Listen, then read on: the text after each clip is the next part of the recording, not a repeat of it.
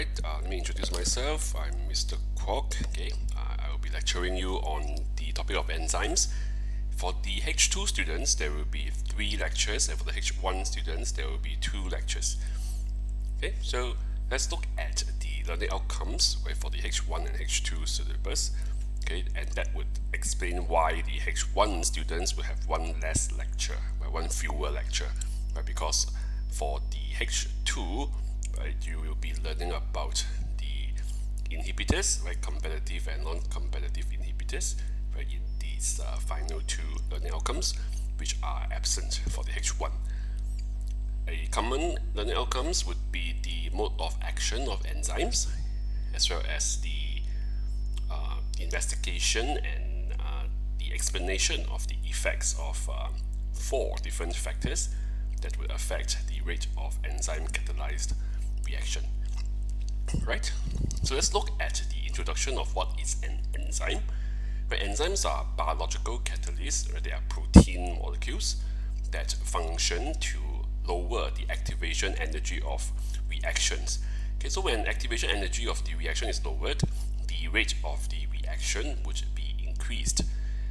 And also, right, the enzymes remain unchanged at the end of the reaction.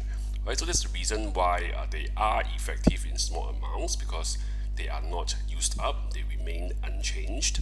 So they can continue to catalyze multiple rounds of reactions. Right, so this is known as a high turnover number. Right? They will just keep catalyzing reactions of the substrates, right, after substrate after substrate. Right, so they just repeat their catalysis, and that's why they are effective in small amounts. Let me give an example of a reaction, right, in terms of the digestion of sucrose into glucose and fructose. So if there is no enzyme and you leave the sucrose to break down on their own, they do, but it takes a very long time, right? So I read online that the half-life of this reaction would take 440 years. So imagine that there is no enzymes, right, for this reaction in the cell, and the cell want to digest sucrose, right, in order to get glucose and fructose for respiration, right? It will take a very long time, and that is obviously too slow, right? And if the cells want to break down the sucrose faster, right, one way is to use a strong acid as well as heat to hydrolyze the sucrose.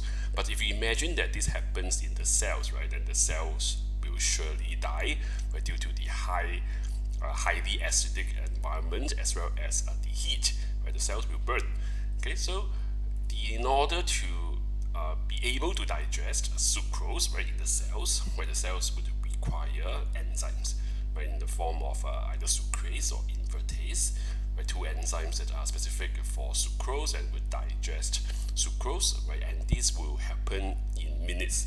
Right, so with this example, you can see the importance of enzymes, especially to living organisms and living cells. Alright, so let's continue with the properties of enzymes. Right, enzymes are globular proteins. They at least have a tertiary structure. Okay, a number of enzymes, right, would have a quaternary structure as well, but being a globular protein, right, the least is a tertiary structure, right, in order to have that extensive folding, right, into a compact globular 3D structure. Okay, so the enzymes, being a globular protein with tertiary structure, have specific 3D conformation, and this overall conformation of an enzyme, right, includes a special part of the enzyme known as the active site. Okay, I'm sure you have learned this before, that the active site have a specific shape that is complementary, right, to the shape of a specific substrate, so that would allow for reactions to occur. Okay, and being globular also means that the enzymes are soluble in water, as what you have learned before in proteins. Okay, so the enzymes names, right, generally ends with ase. Like example would be the maltase, but invertase and sucrase, amylase, and so on. Right, but there are some exceptions. For example, pepsin, right, is an enzyme that breaks down protein, but it does not end with ase. Okay, but besides all these few exceptions, right, most of the time enzymes names would end with A's. So if you read in a question a name that you have not come across before but it ends with A's, then there is a likelihood that this is an enzyme, right? So you can guess that it is an enzyme, and of course you can confirm your suspicion, right, by reading the context given in the question, right? So hopefully this rule, in a sense, right, this trend rather that the enzyme's name ends with A's, right, would help you to understand maybe some novel case studies in the questions. Okay, and also, right, enzymes can be intracellular or extracellular, meaning the enzymes, some of the enzymes would remain in the cells for function. Example that you have learned before would be the DNA polymerase, RNA polymerase that remains in the nucleus, right?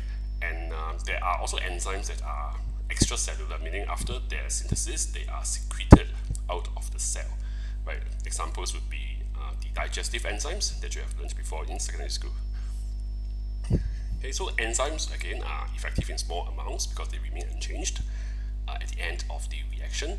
And we have also mentioned the high turnover number, right? That the enzymes will just repeat the catalysis and repeat rounds of reactions, right, with more and more substrates. Okay, so enzymes have a specific active site, as mentioned also just now, right, which recognize specific substrate with complementary shape.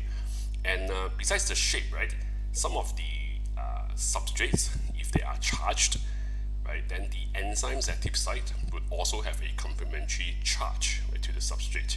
Okay, so it's both shape and charge, right, that is complementary between the active site and the substrate.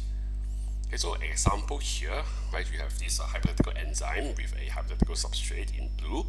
Okay, so you can see that the shape, right, roughly follows the shape of the substrate, so complementary shape. And also the substrate is charged, right, in this example here, that there is a negative charge here. So to facilitate binding, right, with the enzyme, the active site will also have a complementary charge, which is positive here.